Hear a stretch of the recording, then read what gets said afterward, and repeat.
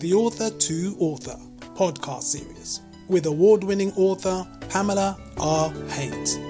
Welcome to the podcast. Daley-Campbell herbal teas produce 100% natural high-quality organic teas using only the best ingredients. Available now from all major supermarkets, or please visit our website at dalgetty.co. Daley-Campbell herbal teas.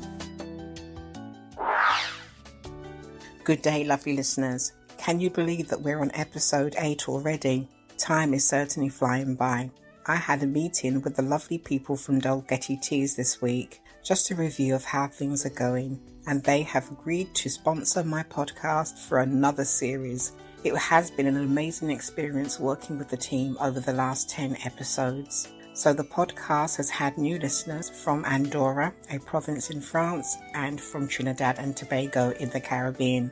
A warm welcome to you. We've also had a lucky listener to our competition question. Last time we asked you what was the original name of Guadeloupe, and the answer was Kira, which means the Island of Beautiful Waters. A copy of Never Saw You Coming by KLS Forte is on its way to our winner. It is very easy to take part in our competitions. All you have to do is to listen carefully to the podcast episode, listen to our competition question, then direct message me on Instagram with the correct answer. My Instagram page is named after my book at Loving the Brothers Author. While you're there, why not follow me to be the first in the know about the books I am currently reading and my book journey.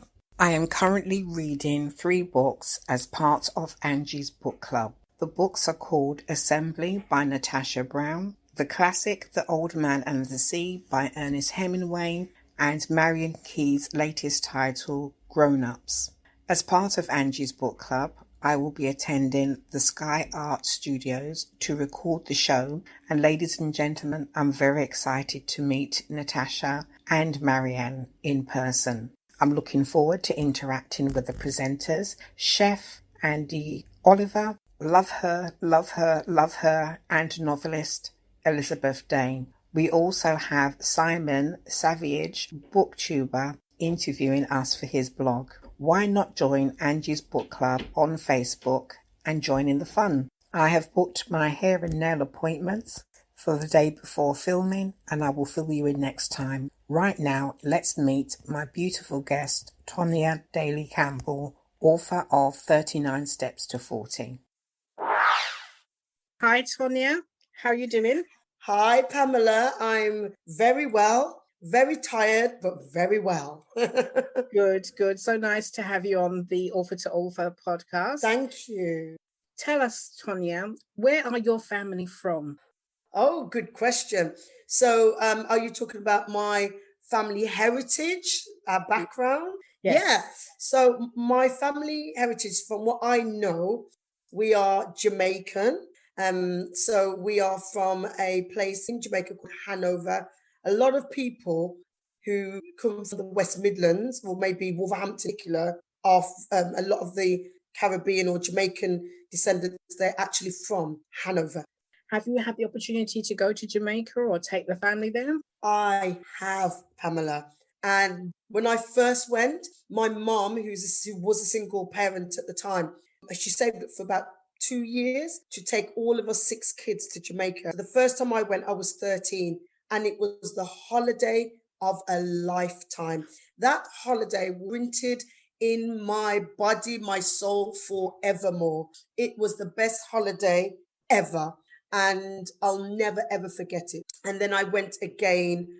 My aunt was getting married there, so I went again as an adult. And then I did the brave thing of saving up like my mom, and me and my husband took our children to Jamaica. And then once again, they had the same experience. They absolutely loved it. So were you based in one place, or did you travel? So when I first went as a teenager, as a 13-year-old, we stayed with a family member, Aunt Daff. They called her Aunt Daff. So we stayed with Aunt Daff. And what that meant is that we were there for the whole 6 weeks holidays. So it was almost like we were children, like we were Jamaican. It was like we just felt like we were living there because it was the whole 6 weeks holidays, and we got to visit a school and everything. And we went all over to different family houses and visited lots of different members of the family. And it was just an eye-opener. And one thing that stuck with me was that the children that were our age were highly intelligent. They knew so much about England and about our history that I never knew. And I was like, in Jamaica, the children are so intelligent. And some of them didn't even have the level of schooling we had, but they were intelligent. I never forget that.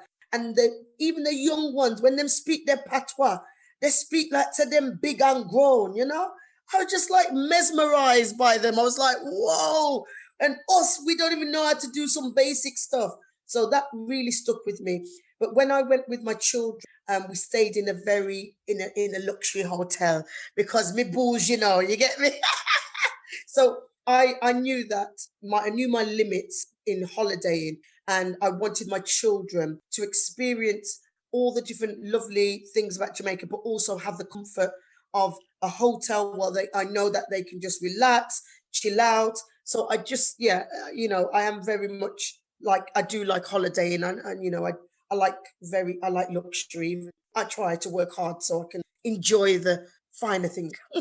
Absolutely.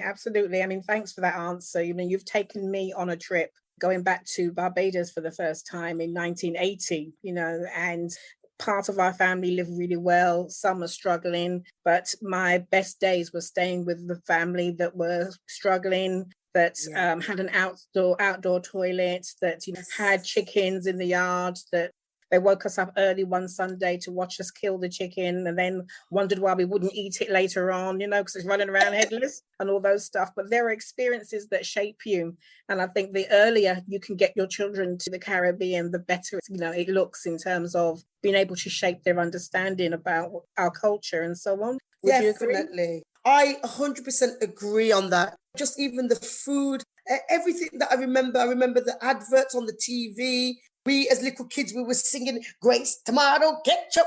It was very American, but everything was imprinted in my mind, in my body, in my soul. And it was just so real. And I'll be honest with you, I did feel like I belonged. That's the truth. And I felt like I belonged somewhere for the first time in my life, because I was walking around and I saw Black people just everywhere. And I just didn't have that feeling of this cloak of imposter and do I belong here even though I was born here? People look like me, they might not sound like me because I wasn't born there, but it just felt so good and comfortable. I cried the first time I left Jamaica. I cried on that plane. I cried some eye water. I cried so hard because in my heart I was like, I felt accepted. I felt like I was just could exist without having to explain my Blackness. It was so important as a young teenager coming up and, you know, trying to fit in and feel good about oneself, which is always difficult regardless of color or anything.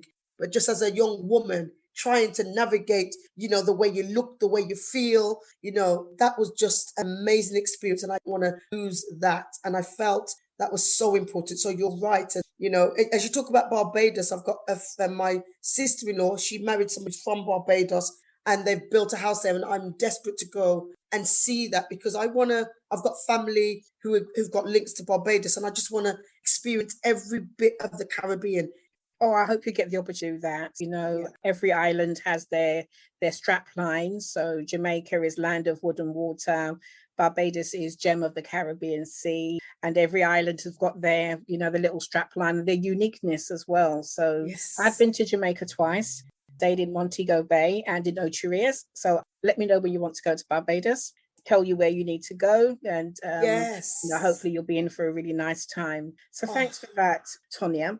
Yeah. But you live in Wolverhampton now, but have you always lived up there near Birmingham?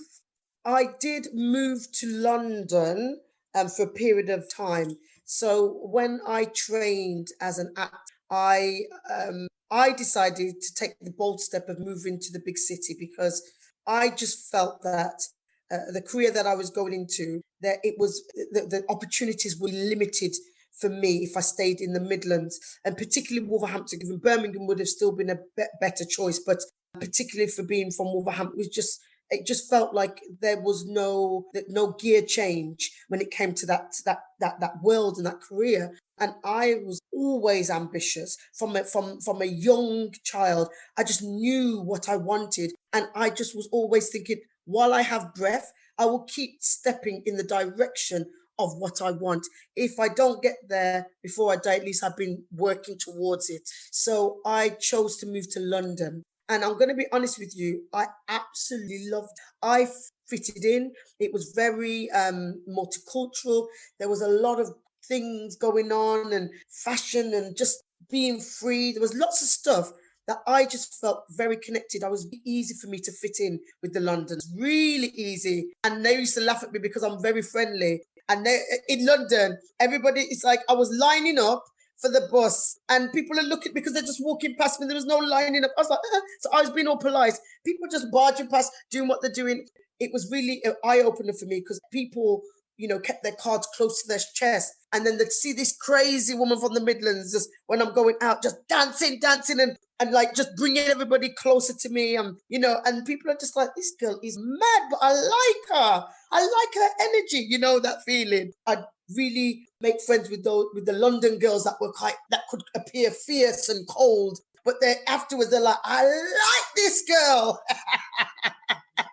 Wonderful, wonderful. I mean, I do think that you could fit in anywhere, to be honest. You drop you on the moon and you'll be able to fit right in there. I mean, and it's a testament to your personality that you can just do that, and you can just reinvent yourself and just be you, and, grab attention as well. So, which brings us nicely on to the book. So congratulations on the book, 39 Steps Tonia.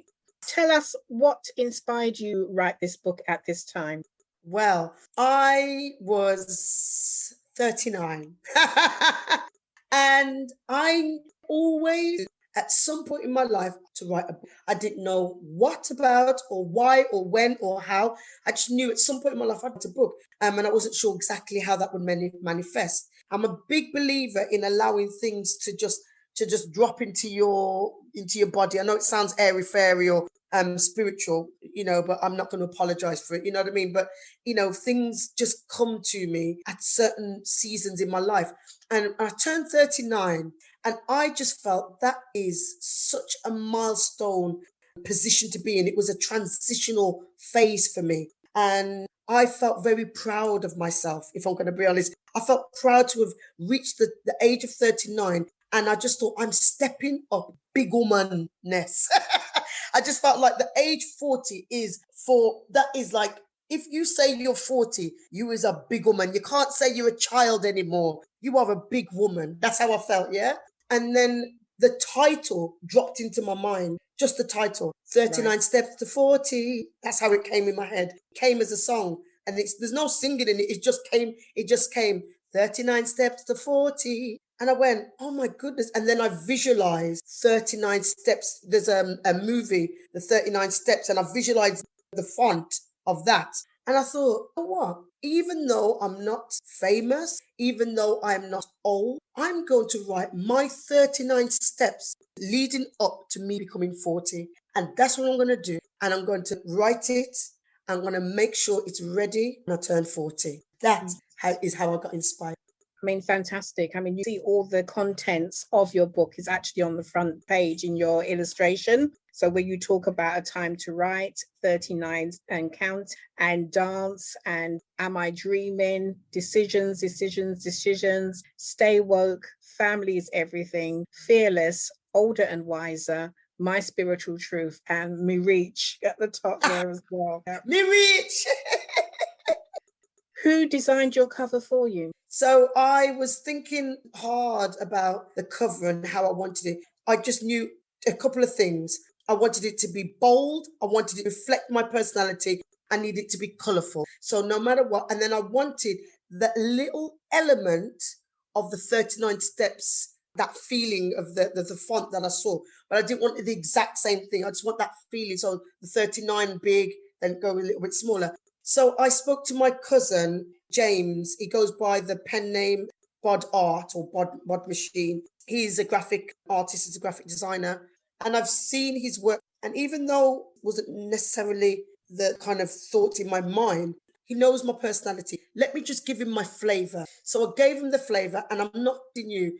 First draft of it, I was like, oh my goodness, because it was just bright and colorful. That's the first thing. And he said to me, because you are so colorful and bright, it has to be vibrant. And I said, brilliant. I'm going to work with him. I'm going to work with James to get this done. And then we just had a few tweaks here and then. I said to him, it's 39 steps to 40. I want some me walking up the steps somehow, and the steps representing the steps in the book. And literally he's done exactly what I asked. It is a really brilliant cover. In what other ways did you mark your 40th birthday? So I had a big 40th bash party. You know, it's one of those things actually where you build up, you really want this, you want it to be brilliant. And then on the day, it was amazing. But on the day I was getting ready, and the person who was going to take me, it was late, and I was just waiting and waiting. I was getting anxious, and I was like, oh my gosh, sweating and everything. I was like, oh my gosh, I'm 40 and I'm sweating and everything's going wrong. This is how I was feeling. But I got there, and I'm telling you, we partied. And on that day, I recognized I saw a little bit about who I was as a person, because the people that turned out just made my heart swell. I was like, wow. And we just danced. I celebrated. My little sister, Terra, she did a surprise for me. So this was amazing. So then my sister said, oh, yeah, we're going to just take you away for the weekend, just as sisters, just like to go for a spa and, have a little weekend away. I said, oh, yeah. So when I got there now, opened the door, and it was this lavish hotel. It was a lavish hotel, but it was a lavish room. And there was this big hot tub thing in the middle, and it was just lavish and gold. And I was like, I said, and there was champagne. I said, to my sister, what did you pick, man? This is nice. And then surprise. And then all my when you've got a lot of people in your life, but then, when you have your very intimate, close ones. So I just started to cry. I could not believe they pulled this off, because I'm very nosy. It's very hard to get past me. I like to know everything, honestly. Yeah. So it was awesome. So I had a lovely weekend away in Liverpool at the Shankly Hotel. Wonderful, wonderful. Sounds exciting. But you are a very proud mother and glam mother. How do you balance work and home life? Great question, Pamela. And when I answer this question, I have to answer it for the time that I'm in right now, because there's been times in my life when I've not balanced it well at all. And the time that I am, the season that I'm in right now, I balance this now with, I am careful about what I say yes to. What I was careful about what I say yes to. I think what happened is I've been really purposely choosing the things that I deem that I want to do. Yeah. And not trying to, and leaving space for great things to come. So not filling up all the spaces just because I'm worried about money, because I went through that phase where I was like, I got to say yes to this, I got to do this, I got to do that. Because if I don't say yes to this, because I'm self-employed, what if I don't get another job? And then it was like that.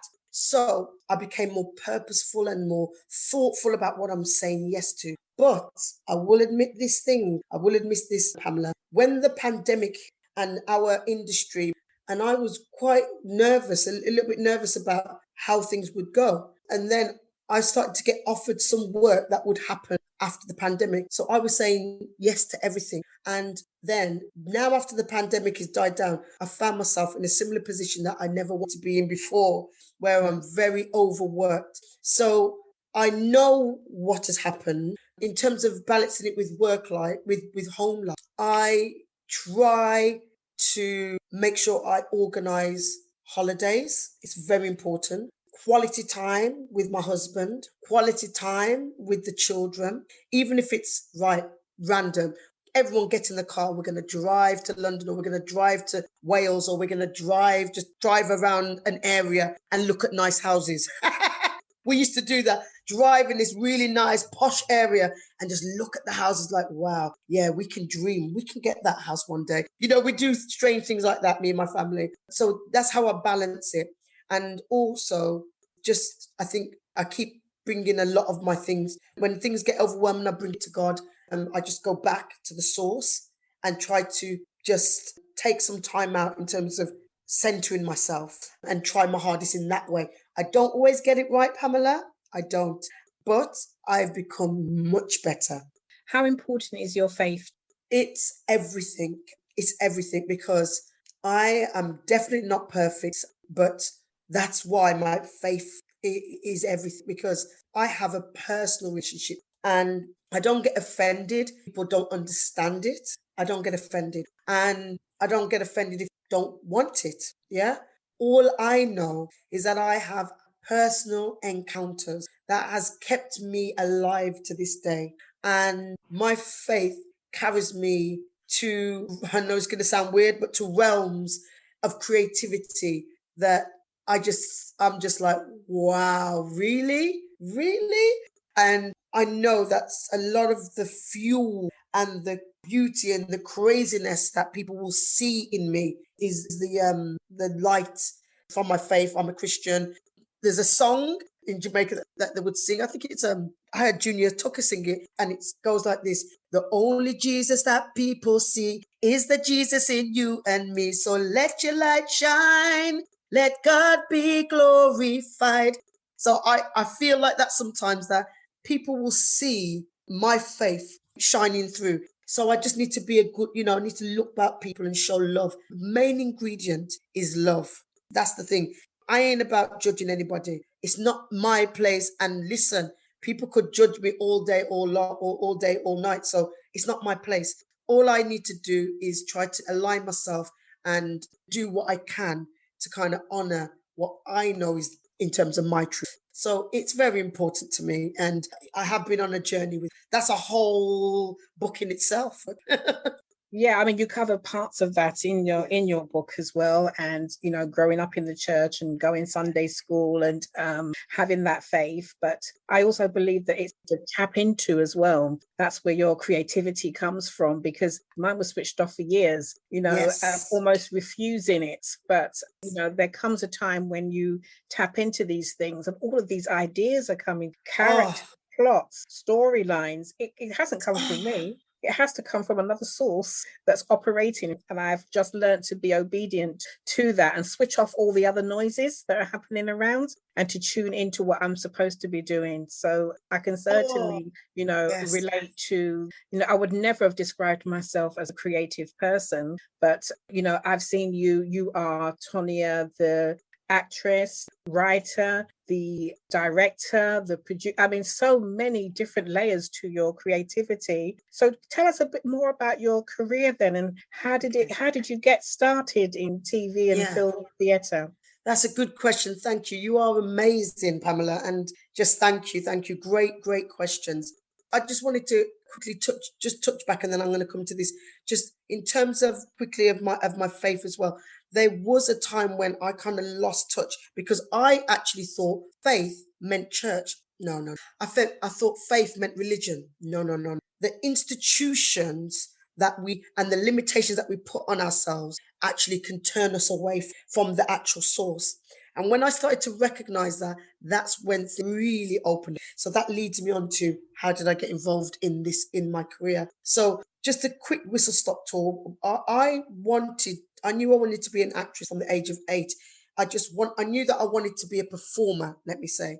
And the type of performer from a meager age of 8, it was more about acting. I could see it was as an actor rather than a singer or a dancer, even though I love to dance, but rather than a singer or a dancer, it was acting. I could see there was something in that it was about storytelling, and I love to tell stories. So even if somebody asks me a question, sometimes I go through a whole story to give them the answer, because I'm storytelling and people tell me off for it sometimes. But anyway, so from the age of 8, I knew I wanted to be an actress. What I did, Pamela, is that because that seed was sown within me and I knew I wanted to be creative in some way, all through my school years, I did everything I could to be aligned with or to be connected with the arts or the creativity. And I could see that there wasn't really a proper pathway for someone like me to be able to say, right, I would like to be an actor. Oh yeah, so on careers day, oh yeah, could I go to the actors section? Nothing. And I found that really frustrating. So I remember being at secondary school and protesting, basically speaking to my English teacher saying, I need drama on the drama wasn't on the curriculum. And I'm just like, hello, I need drama because I want to be an actor.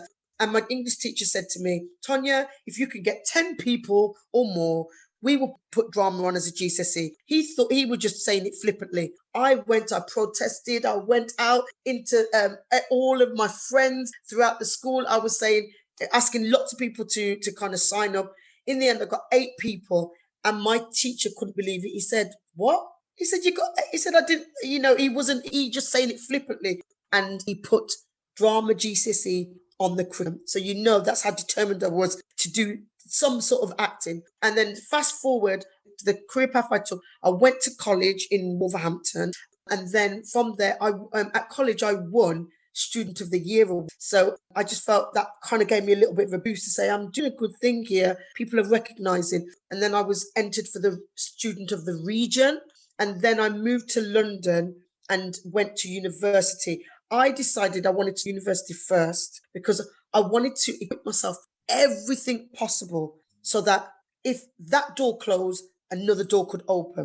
And also I wanted to prove to myself, it was very difficult. I didn't realize I had dyslexia, but I realized I had dyslexia when I was doing my degree because I used to think I was dumb, like not intelligent. And I realized I was highly intelligent, but I needed the tools to help me better because I used to love to read. A dyslexic who loves to read, you know what I mean? I loved reading. In fact, that was my superpower, actually. Reading really set me free. Anyway, so moving forward, went to uni and then I went to drama school. All this is in London. And then from there, I managed to get an agent from a showcase that I did at drama school. Then moving forward now, got various different agents. And I would say that my personality got me work even more than just the agency. Yes. So I would meet people and I would talk to them and I would say, this is what I'm interested in. And they would be buying into my personality even before they'd even see me in a show. So I would get work myself.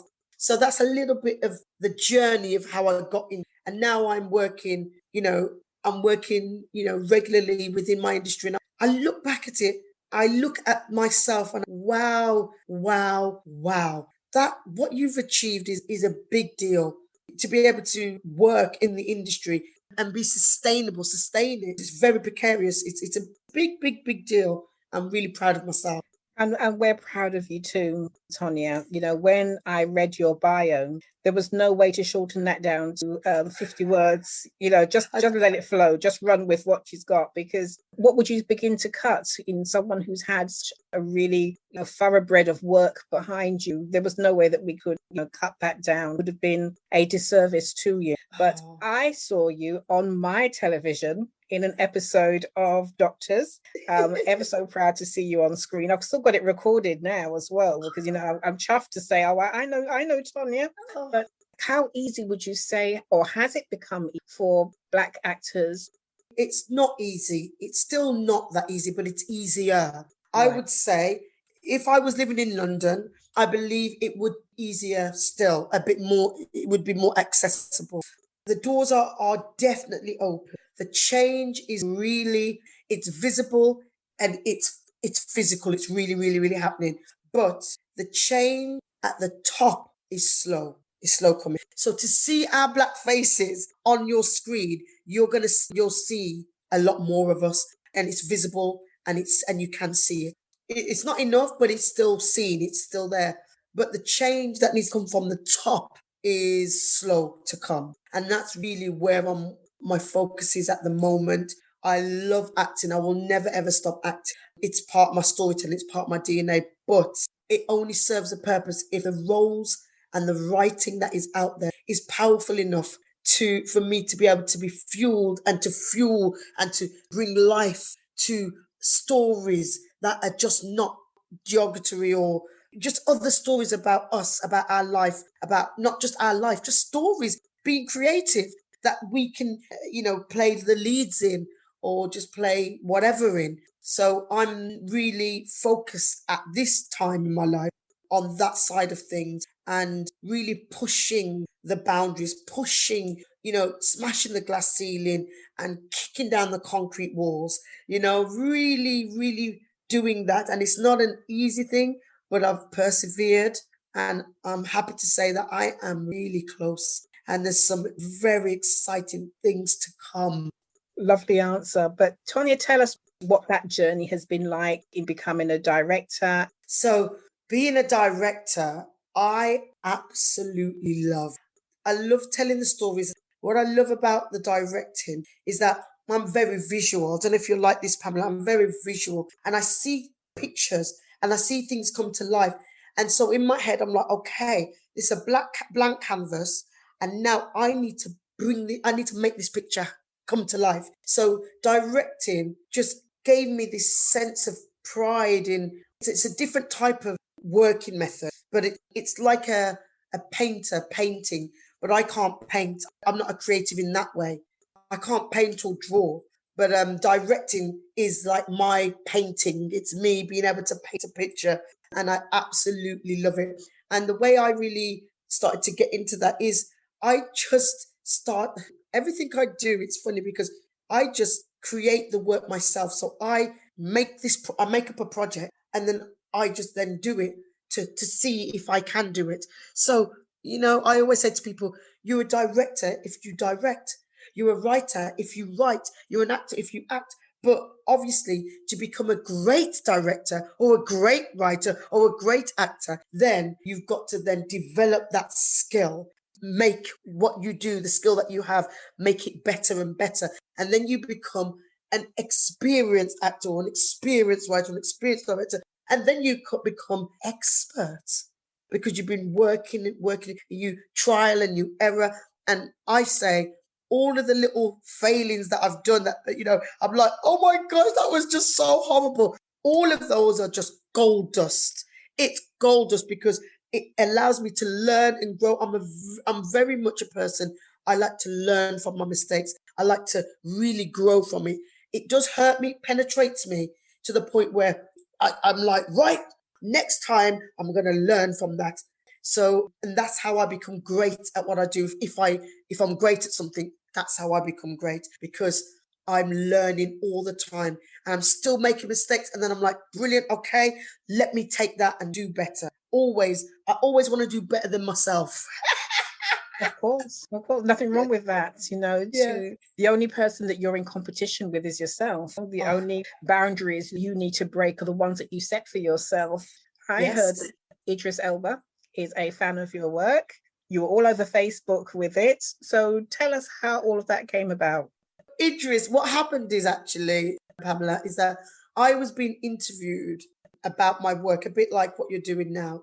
It was live, and what had happened is, at the time, people were sending in messages, comments about me. So as I was being interviewed, people were sending in comments and then asking questions. And this is so funny. And then one of the people that asked the question came up as Idris Elba. So the person who was hosting, Alison, who was hosting, it was the house party queen.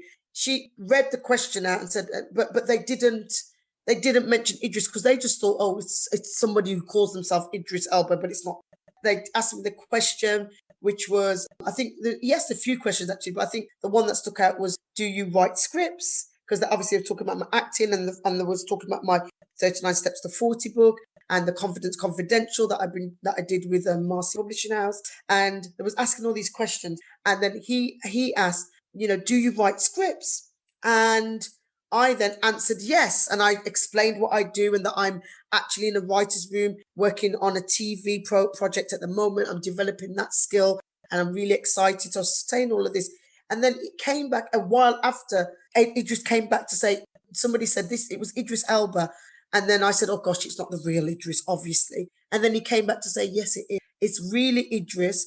And he said, you are so inspirational. I can't remember the exact words now. I should remember because it was Idris, but I don't get blinded by your face, Idris Elba.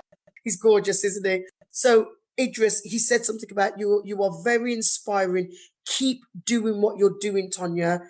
your something about you inspiring, and then sent another message to say, I'd love to be able to link up with you at some point. So that's how that Idris Elba story went. So it's a story I can tell my grandchildren. Who knows what's going to come of that?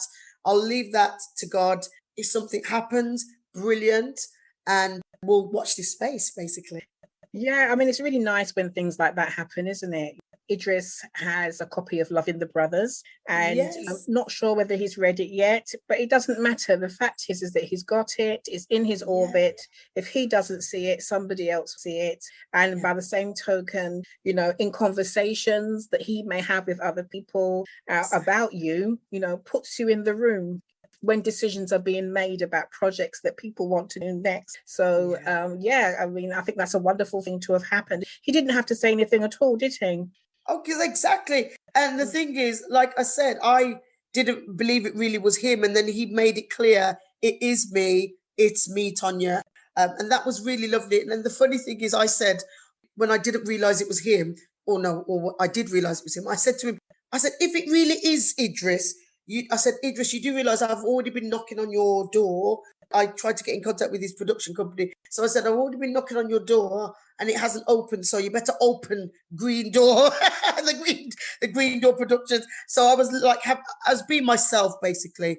But that was quite a funny moment. But you know what? I think everything happens for a reason. And because I am really stepping into the atmosphere of high-end TV at the moment and working really carefully, strategically to weave my way into that world and be a strong presence and a strong figurehead in that sense.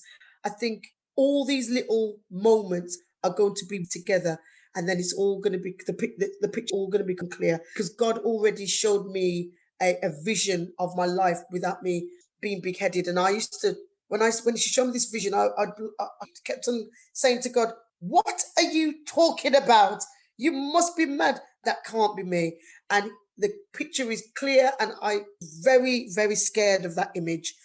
But now I'm not so scared because I see little bits happening. I'm like, okay, God, fair enough. If you want to use me in that way, I'm not going to say no. Yeah, I mean, we're certainly in the season of, of our young men dreaming dreams and our old men having visions and so on. So, and I'm not ashamed to say that I dream big dreams for myself as well. I'm on the red carpet somewhere. My family's with me. There's lots of cameras. There's a premiere happening. And for some reason, the attention is on me. You know, I don't know whether it's loving the brothers, loving the sisters, loving the children. But loving yourself. We don't get these dreams for no reason. It's somewhere that we can, look up to and aim to and work towards. I like the idea of weaving bits and pieces of your experience and your work together into a bigger canvas that we can't actually quite see it all because we're so close to the detail. But when you step back, you can see the master plan coming together. So I wish you all the success for your future endeavors. The next question I have to ask you is, what has been your proudest moment? Okay, so my proudest moment, can I have two? The first moment was actually seeing my words holding physical book written by me. All of those words in that physical book blew my mind. It blew my mind. And for that moment, when no one else was around, just me and that book, I shed a tear because I thought of that little girl who didn't know that this was possible. I thought of that little girl who thought she was not intelligent. I thought of that little girl who used to look in the mirror and not be beautiful. I'm telling you, I cried. And I was on my own. I just sat on my own, just held it. So that was one of the proudest moments. The other proud moment was having my book launch and then just seeing the amount of that was enjoying this book. I had comments. And the thing is, the book, I didn't even have a proper marketing strategy for this book. I just wanted to write. I just wanted to birth it. And then the book sold itself because the title, 39 Steps to 40, people are buying this gift for their friends who are turning 40, for their sisters who are turning 40, for whoever is turning 40. And also people are attracted to the colourful cover. People are attracted and going, yeah, I might check this book out. So I believe it's one of those, it's going to be like a fine wine. And when I am at the premiere of a movie that I've directed or that I've starred in, and people are going, oh yeah, Tonia Daley-Campbell, and they Google and they're like, she wrote a book 10 years ago. Let me find out what this book's about. It's going to be one of like those fine wines. So even though I will be an even better writer 10 years from now, that doesn't matter, because that was her at 39, you know? So yeah, those are my two proudest moments. Yeah, well, there's a few there. Excellent. Tell us about your what have you got on the back burner at the moment? Yeah, so I've just finished performing in a play called Wanted, and it's about 5 phenomenal women, 4 that are from history and 1 that is fictional. And I was part of the trio of female writers for that play. So I was part of the writing team. I also directed the show. So I was in it, I directed it, and I was part of the writing. That was a really hard task, but I really enjoyed directing it. I really love that. I feel that I probably wouldn't do like directing and acting at the same time again, because that was really tough. And I would probably get somebody else to play a role, and I wouldn't do that. It just, you got to know your limits. So I feel that I've done that, and now I know I wouldn't, unless it was film, because it's a different medium.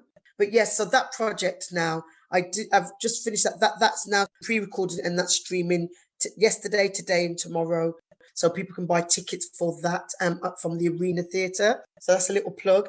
But the exciting news, Pamela, linked to this play is that the play is going to be published, and this play is going to be available for university students, drama students at drama schools, colleges. I could cry, because I remember when I was at drama school and at uni and at college, actually, and at school, when we would put on plays and we would do plays and whatever, never any strong female characters, always little, there was never that for Black women as well. So in Wanted, you've got all different, you've got an strong Asian character, Pulan Devi. You've got a strong female Black character, Olive Morris. And not many people know about Olive Morris. She's from Brixton in London, and she died very young, and she was a young activist.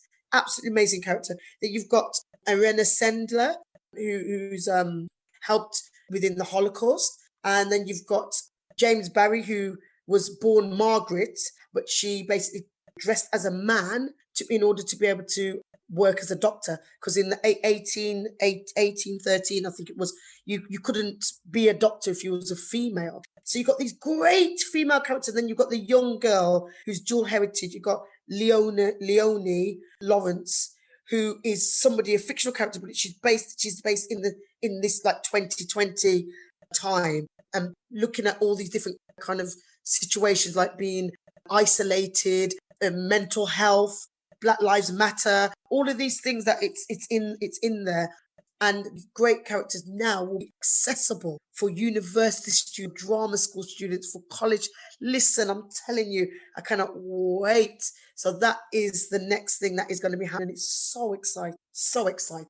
So I have to give you a round of applause for that, because I too remember at school, the drama teacher had to purchase scripts. It wasn't as though these were available. You had to order them and get them in. It's important in terms of diversity in school, colleges, at university, at all the levels, that there are these diverse scripts that are around.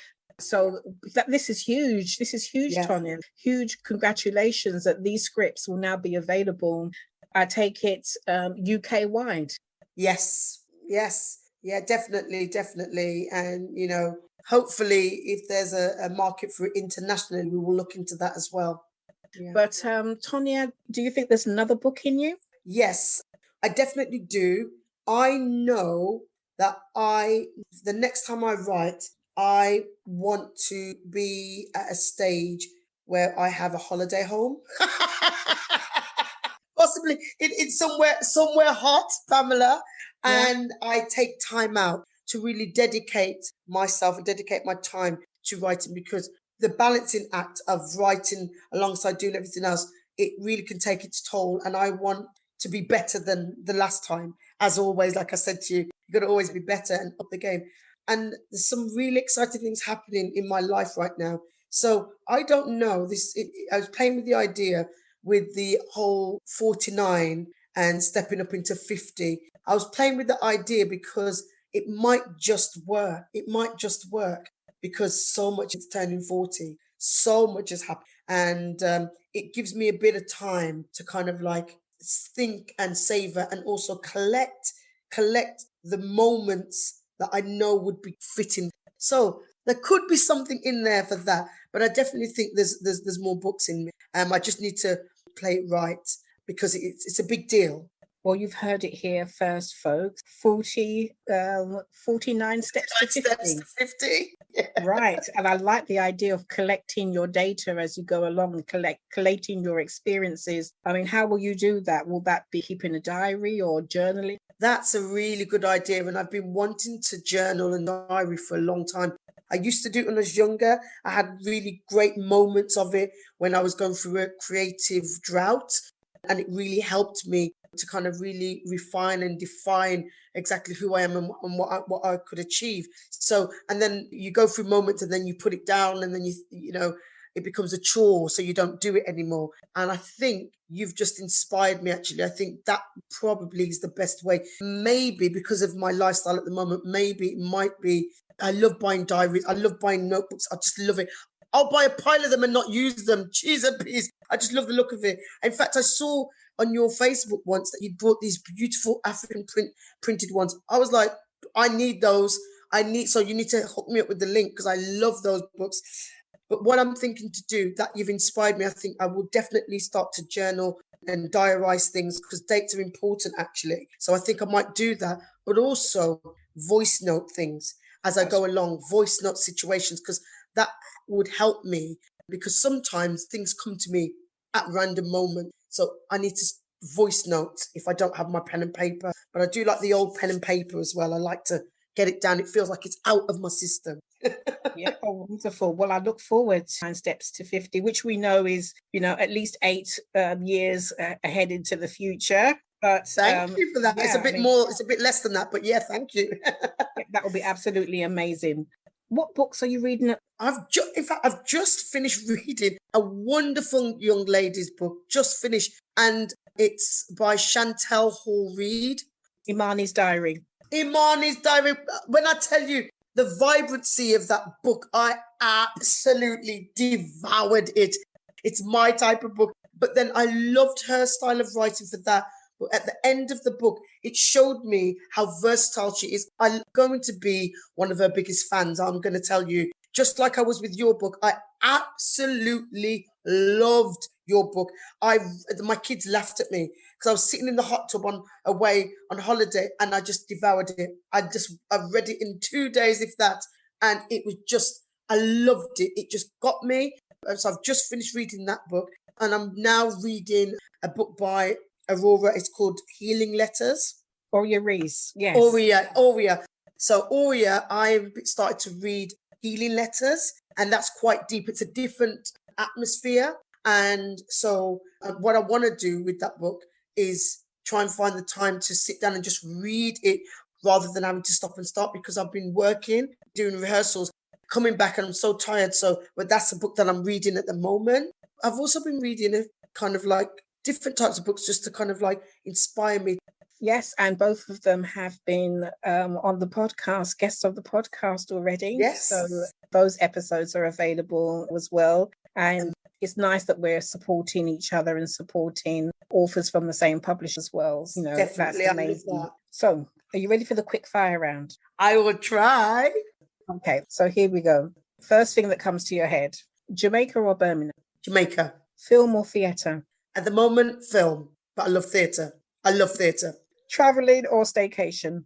Travelling. Cooking at home or eating? At the moment, eating out because I am sick of cooking. I cook all the time. Anyway, carry on. Acting or directing? At the moment, directing, but I love acting, as you know. But at the moment, directing. Reggae or soul? Reggae, but I love soul.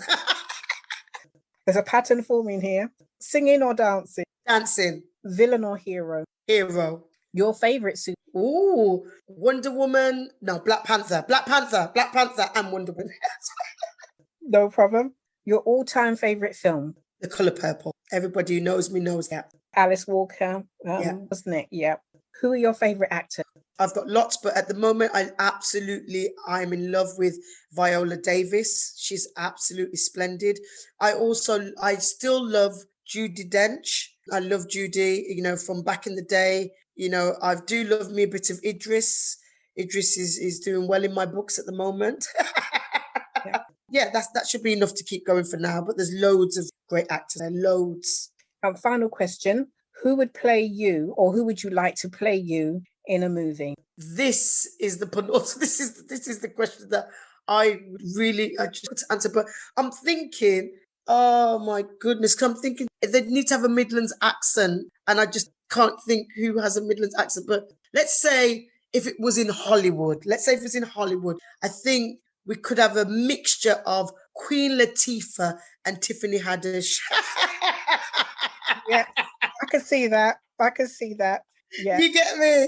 You can have that mixture if it was done in America. If it was done over here, I'm just trying to think. See, now this is actually a great question because, this is what we need to have more. We need to be able to see our actresses, our Black actresses in all their glory, know their names and everything because, that it's a hard question to answer. Yeah. It's a hard question to answer. Who would play you? Again, if it was Hollyfied, so if it was something coming from a Hollywood, I can see Angela Bassett.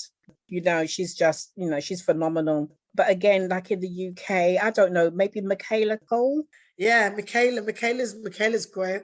The thing is, it's about how would they, the portraying of this character. Yeah, Michaela Cole's great though. She's a whirlwind of amazingness. It's just great. So there's a few people. Good friend who's in the industry called Sherelle Skeet, and she's doing really well in the industry. And she's a good friend. She could definitely play me. She could play my energy. She could, and she's amazing and she's doing great. So Sherelle Skeet could play me. I'm sad to say that we've come to the end, but no doubt people will want to get in touch. Yes, so you can get in contact with me quite easily by typing in at Tonia Daley-Campbell for my Instagram, Tonia Daley-Campbell for Facebook, Tonia Daley-Campbell for LinkedIn, and my Twitter is, I think you can get me at Tonia Daley-Campbell, or I think it's at DailyTVD. So if people want to get hold of your book, where is it? Or can they get a signed copy from you? So, if they wanted a signed copy, they would need to just holler on any of my social media handles. I have a selection of books that I sign and send out directly to people. But if they just wanted to buy a copy, just go onto Amazon and type in 39 Steps to 40 by Tonia Daley-Campbell. Wonderful. Thank you so much, Tonia. I really wish you, all the best in your production, the live streaming. I hope that goes well for you. And for the scripts coming online for people to purchase, for schools to purchase, which is absolutely amazing. And I wish you all the best as you gather more data for your second as well. Looking forward to that. And thank you for taking part. Oh, thank you so much. I just could hug you, but we can't hug right now. But yes, we'll have to meet up for a drink when I'm in London. Yeah, I'll hold you to that. Thank you, Tonia. No problem.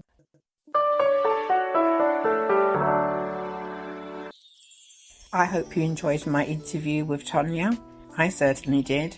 It is competition time now, and the question is, how old was Tonia when she visited Jamaica for the very first time? DM me on Instagram at Loving the Brothers Author with the correct answer to win a copy of Tonia's book, 39 Steps to 40. See you soon and bye for now. Please join Pamela R. Haynes for another Author to Author podcast coming soon.